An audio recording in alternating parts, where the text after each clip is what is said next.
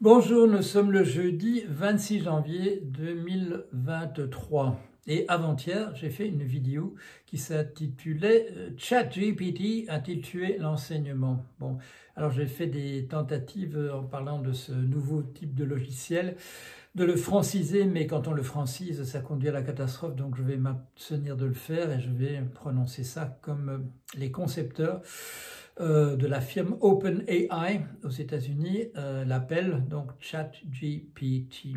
C'est un outil qui a été bâti sur un outil précédent, qui est un outil qui utilise le langage et qui, pour se constituer un vocabulaire et des choses à dire, a ingurgité un nombre considérable d'informations qui sont disponibles ici et là, essentiellement sur la toile. Alors, en résumé en deux mots de la crise, il y a en ce moment dans les universités des cellules de crise qui essayent de traiter la question, de savoir comment faire par rapport à cette tâche essentielle de l'enseignement, qui est l'évaluation de la capacité des élèves, des étudiants, étudiantes et élèves d'avoir retenu une information et de l'avoir comprise. Alors pour ceux qui ne sont toujours pas au courant, que fait ce logiciel ChatGPT? Eh bien, il fonctionne sur le même type de fonctionnement qui était celui de ce qu'on appelait autrefois une dissertation, c'est-à-dire qu'on soumet un sujet et on demande à l'élève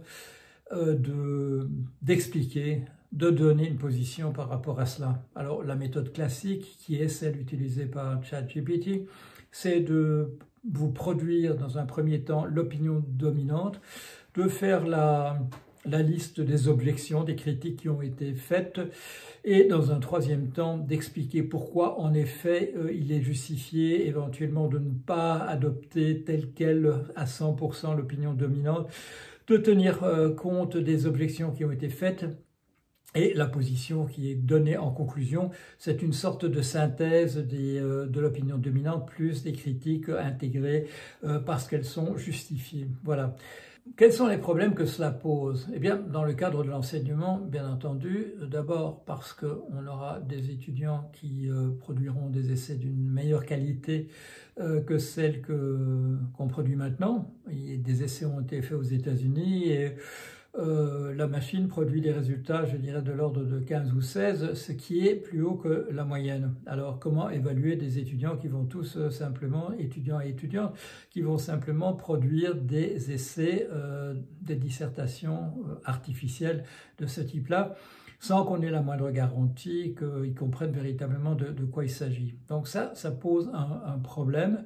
Ça pose le problème beaucoup plus général aussi de comparer de plus en plus, de devoir être obligé de comparer non pas le comportement de la machine par rapport à celui de l'être humain, mais de comparer du bas vers le haut le comportement de l'humain par rapport à la machine. Donc, problème véritable, avec l'absence de garantie que celui qui produit un essai en s'adressant au logiciel va comprendre véritablement de quoi il s'agit. Et là, dans la vidéo faite avant-hier, je soulevais la question beaucoup plus générale, ayant travaillé longtemps en entreprise, de nous dire la machine simule un véritable savoir, et ça pose la question de tous nos contemporains qui, en réalité, dans les emplois qu'ils ont, simulent eux aussi, c'est-à-dire que par des automatismes, en ayant appris par cœur, en sachant sur quel bouton il faut pousser, simule en réalité un savoir qu'il ne possède pas véritablement, au sens de véritablement le comprendre. Mais la question que je voudrais traiter aujourd'hui, c'est une autre question. Il se fait qu'avec un ami, Manuel Guérin, nous avons créé une firme d'intelligence artificielle, Pribo.io, en français Pribor.io. Et la question se pose à nous, quelle est la valeur ajoutée que nous pouvons faire par rapport à un outil qui paraît déjà extrêmement performant? Et pour évaluer ça, pour comprendre cela, nous avions une conversation tout à l'heure où nous posions la question de l'information qui est transmise déjà dans le monde tel qu'il est, avant l'intelligence artificielle, comment ça fonctionne? Et nous partions, je dirais, vraiment de la base, c'est-à-dire de cette information qui est inscrite dans nos gènes sous forme du génome, des instructions qui nous construisent en tant qu'êtres vivants au départ. Ce sont des séquences faites voilà, de molécules particulières et qui peuvent être, du fait de leur interaction par la suite, produisent un certain nombre de choses, ce qu'on appelle de la morphogénèse, c'est-à-dire la production d'un être vivant. Et nous savons, l'information qui est transmise, c'est une information très différente. On pourrait imaginer que l'évolution nous ait conduit justement ces génomes à se reproduire tels quels, voilà, par parthénogénèse, par la simple reproduction d'un modèle qui serait considéré parfait. Considéré par qui, la question se pose, mais en tout cas qui pourrait survivre. Mais c'est pas comme ça que ça fonctionne. Pourquoi? Parce que la nature dans la production de ce génome a tenu compte du fait que des erreurs sont faciles à produire justement dans ces séquences de molécules. Et donc un système s'est mis en place par sélection naturelle qui en particulier favorise la diversité. Le fait que la reproduction pour la plupart des animaux soit bisexuelle, c'est-à-dire que la chose est rendue en fait difficile parce qu'il faut déjà rassembler deux individus, en fait ça aide à la dispersion de l'information, à la reproduction pas exactement du même. Et on le sait, quand ce sont des génomes très très semblables qui se rassemblent justement par la rencontre de gamètes produits par un mâle et une femelle, eh bien dans ce contexte-là, nous savons que quand l'information est trop similaire, il y a des handicaps vont s'additionner, des erreurs vont se combiner et vont produire rapidement, au bout de quelques générations en général, une espèce qui ne se reproduit plus dans des conditions optimales. Alors ça, c'est le type d'information qui est transmis par le génome. Alors, quand nous nous reproduisons nous-mêmes, nous ne pouvons rien faire à ça. C'est-à-dire notre volonté, notre représentation de nous-mêmes n'a aucun impact sur cela. Ça se transmet automatiquement, d'où cette image, par exemple, de Dawkins, du gène égoïste qui cherche simplement à se reproduire. Et nous sommes des sortes d'excroissance, comme des champignons qui servent simplement à reproduire ces gènes. Mais le fait est que nous sommes la preuve, nous, êtres humains, qu'il y a moyen de faire mieux, en matière de transmission d'informations. Parce que nous faisons des choses en tant qu'êtres humains, et qui ont un impact ou non sur le monde. Enfin, ça peut être des impacts minimes, mais ça peut être des impacts tels qu'il y ait transmission véritablement à proprement parler. Voilà. Nous pouvons, en tant qu'individus, avoir un impact sur le monde en termes de le transformer. Voilà. Pourquoi? Parce qu'il y a ce principe général autour de nous, d'une tendance à la déstructuration, ce qu'on appelle l'entropie en termes de physique. Les choses ont tendance à se déglinguer. Mais nous pouvons aussi, par notre action, participer à un principe d'organisation. Nous pouvons faire le plan d'une maison, construire cette maison, et nous aurons quelque chose qui est beaucoup plus organisé que la terre pour faire les briques, que le minerai de fer qui servira à faire les bargues qui seront à l'intérieur du béton, et des choses de cet ordre-là. Nous pouvons participer à la structuration. Et nous participons tous à titre individuel, plus ou moins à cela. Là aussi, le fait que nous sommes des individus très différents, le fait que nos sociétés ne sont pas constituées d'un seul individu, il y a des sociétés, il y a des animaux qui sont constitués de parcelles qui sont en fait exactement la même chose, qui sont simplement connectées. Je voyais l'image d'une énorme méduse l'autre jour, qui est en fait une collection connectés de tas de petites méduses, si l'on veut, individuelles, mais qui conduisent à créer un corps immense. Nous participons à nos sociétés qui sont des sociétés organisées. Nous jouons un rôle à l'intérieur, il y a une division sociale du travail, nous jouons un rôle dans les sociétés, nous ne sommes pas tous les mêmes et nous produisons de la structuration en collaborant. Et ça, c'était, je dirais, l'accent avait été mis par Proudhon là-dessus. C'est en collaborant entre nous que nous arrivons à faire des choses au-delà de ce que l'individu peut faire. L'exemple qu'il donnait, c'était donc ces grenadiers qui avaient été rassemblés sur la place de la Concorde pour ériger l'obélisque de Luxor. Et, disait-il, un seul grenadier en 120 jours ne serait arrivé absolument encore à rien, tandis que les 120 grenadiers, en 1 heure, ont pu ériger l'obélisque. Ça, c'est la manière dont nous sommes organisés. Alors, toute cette introduction pour vous parler maintenant de ChatGPT. Quelle est la différence? Que fait ChatGPT par rapport à cela en termes de transmission de l'information? La première chose, c'est que donc, nous savons du logiciel ce qu'il fait. Il ingurgite énormément d'informations qu'il peut trouver absolument partout. Ça dépend évidemment des programmeurs, ce qu'on lui donne comme accès, mais s'il a véritablement accès à l'Internet, il peut trouver tout ce qu'il veut là-dedans et l'accumuler. Après, une fois qu'il a ingurgité de l'information, il l'utilise de manière purement statistique. C'est-à-dire qu'il va vous produire, effectivement, il va dégager une opinion, je dirais, centrale, il va trouver des objections et dans sa conclusion, il vous rassemblera ça, il vous combinera ça avec un avis supplémentaire. Il ne va rien inventer. Il va se contenter, je dirais, de puiser dans sa base de données et il va collecter. Il va collecter. Donc, à proprement parler, par rapport à ce qui existe avant un rapport comme celui-là, la valeur ajoutée n'est pas dans une information supplémentaire, elle est dans le fait de l'avoir rassemblée et surtout d'avoir fait connecter un certain nombre de choses en nombre absolument considérable. Bon, un lecteur de mon blog a produit un petit texte où il posait différentes questions et en particulier il posait une question particulière sur un sous-sujet. Je suis allé voir sur la toile si je pouvais trouver cette information qui était très bien résumée à propos de ce sous-sujet. Et là, en consultant, je dirais, des 5-6 premières pages de Google, je ne trouvais pas cette information. C'est-à-dire qu'en fait, la machine-là a accès à une information beaucoup plus considérable que ce que moi je peux consulter. C'est déjà ce que je peux consulter maintenant sur l'Internet sous forme de Wikipédia ou autre chose. C'est déjà beaucoup plus considérable, bien sûr, par un ordre, je ne sais pas, de 10 000 fois plus grand que ce que je pouvais faire en allant autrefois à la bibliothèque, chercher des bouquins scientifiques, etc. Mais ce n'est pas équivalent à ce que peut faire une machine comme celle-là. Donc, bénéfice de la machine, pouvoir faire connecter un certain nombre de choses. D'autre part, et là, c'est une chose que connaissent bien certains qui ont essayé de faire, dont moi, qui ont essayé de faire des carrières, je dirais, un peu parallèles dans la recherche. La recherche de type classique est véritablement en silo, c'est-à-dire on distingue des différentes disciplines. À l'intérieur de ces disciplines, il y a des sous-disciplines et on vous oblige, dans le cadre universitaire, à devenir spécialiste à l'intérieur, peut-être d'une discipline dans le meilleur des cas, mais le plus souvent d'une sous-discipline.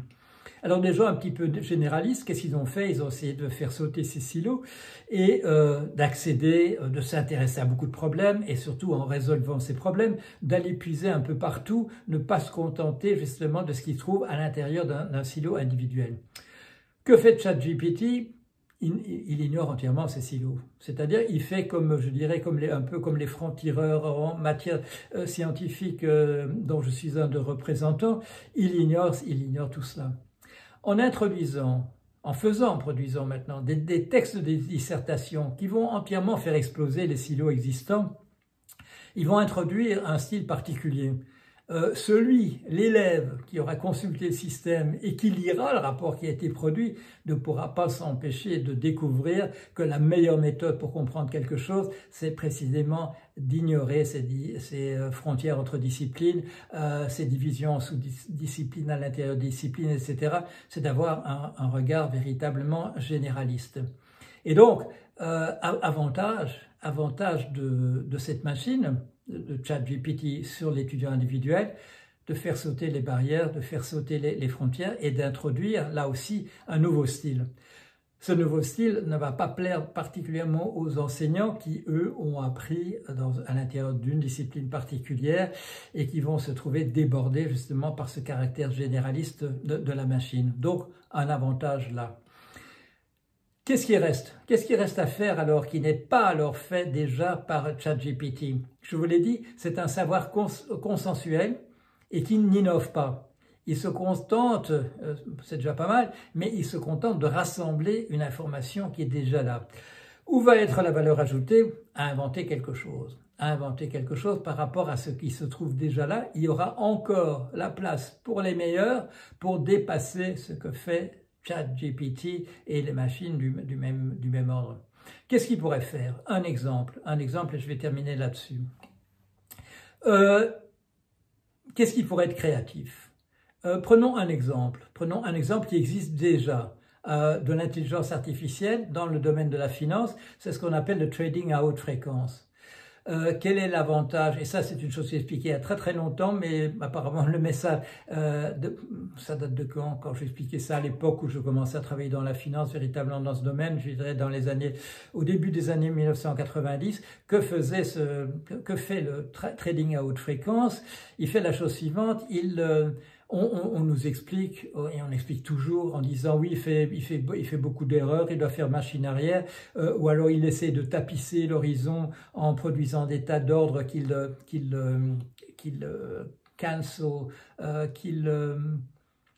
renverse par la suite, qui ne fait pas aboutir. En fait, que fait ce logiciel? Il essaye, en lançant des ordres qu'il va annuler, il essaye de faire la cartographie entière du marché à un moment donné. C'est-à-dire qui est là, prêt à acheter et à vendre à n'importe quel prix. En annulant, en lançant des ordres un peu partout et en les annulant ensuite, on arrive à faire une cartographie de l'ensemble, ce qui est évidemment un avantage considérable par rapport aux êtres humains. Là, on profite de la vitesse et du fait qu'il n'y a pas de règles. Contrairement aux êtres humains, on les limite dans le nombre d'erreurs qu'ils peuvent faire, de choses qu'ils annulent. Là, non, la machine le fait à une telle vitesse qu'on n'a jamais essayé de les empêcher de lancer des transactions qui vont annuler par la suite. On voit là l'avantage c'est pas simplement une question de taille ou de vitesse, mais c'est la possibilité même qui est, je dirais, structurante en soi, d'explorer entièrement l'environnement, ce qu'un individu humain est incapable de faire. Alors, qu'est-ce qu'une machine au-delà de ChatGPT pourrait faire? Elle pourrait, par exemple, rechercher des analogies. Elle explorerait un domaine particulier, en ferait la topologie, c'est-à-dire une représentation de la manière dont les éléments sont reliés les uns aux autres, et par le mécanisme de l'analogie, essayer de trouver dans d'autres domaines des structures qu'on appelle homéomorphes, c'est-à-dire de la même forme, des choses de la même forme. Quel serait l'intérêt de faire un catalogue de ce type-là? C'est que si sur un de ces éléments de l'analogie, qui est le même que les autres, si des procédures existent déjà pour faire quelque chose de particulier, eh bien on pourrait reproduire. Alors simplement, une fois qu'on a reconnu que les formes sont les mêmes, on pourrait tenter de transposer d'un domaine à l'autre ces procédures connues déjà d'un des domaines. Et là, il y aurait quelque chose de l'ordre de la création. Alors, ce que je dis là peut apparaître absolument abstrait et on peut se demander de quoi il s'agit. Eh bien, le fait est que des êtres humains ont fait ça déjà, ce type de démarche, et donc l'exemple est là. Et l'exemple, je vais vous le donner. C'est la chose suivante, c'est Aristote. Aristote a un ami, à notre connaissance, c'est un ami qui s'appelle Eudoxe, et Eudoxe est un mathématicien dont on dit qu'il sera le professeur d'Euclide, c'est une hypothèse qui existe, et Eudoxe cherche à résoudre un problème pratique à l'époque. C'est pour des nombres irrationnels, de calculer l'ensemble, un nombre assez grand de décimales. Qu'est-ce que c'est qu'un nombre irrationnel? C'est par exemple pi. Qu'est-ce que c'est que pi? C'est le rapport entre le diamètre d'un cercle et sa circonférence. Ou aussi, si l'on prend les choses au carré, sa surface. C'est aussi la diagonale d'un carré dont le côté est 1. Là aussi, la diagonale est un nombre infini, avec un nombre infini de décimales, et la question s'est posée d'un point de vue pratique pour les anciens de calculer ces décimales. Eudoxe a inventé une méthode pour faire ça, la méthode de l'exhaustion, et comme un sous-produit d'avoir découvert ça, il développe une théorie entière de la proportion.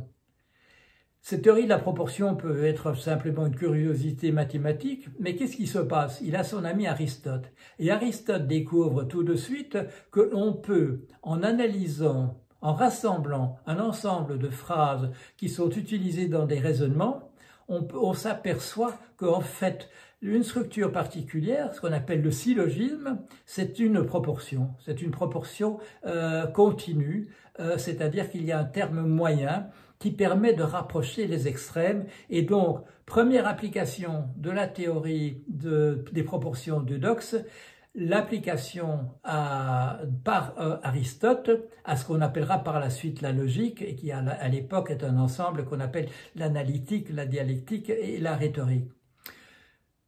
Aristote ne s'arrête pas là, en si bon chemin, il reprend la théorie de la proportion et voit qu'on peut expliquer le fonctionnement de la justice à partir de là, sous deux formes particulières, la justice correctrice et la justice distributive.